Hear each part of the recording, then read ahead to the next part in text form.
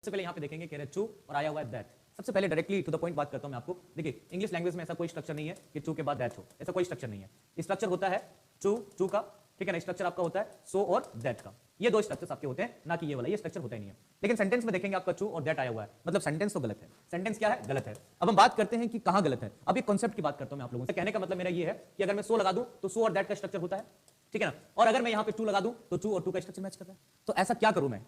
किसे हटाऊं मैं? किसे रिमूव करूं? किसे मैं रिप्लेस करूं यहां पे?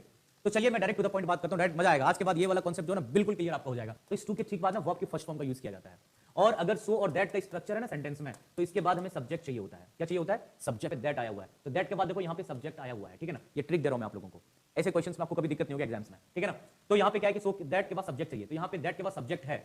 लेकिन अगर यहाँ पे मैं टू लगा दूं, ठीक है ना, ये लगा दूं यहाँ पे, तो वर्ब की फर्स्ट फॉर्म यहाँ पे तो है नहीं, मतलब ये वाला स्ट्रक्चर यहाँ पे मैच नहीं कर रहा है। इसका मतलब यहाँ पे हमें सो का यूज करना चाहिए। So that he will not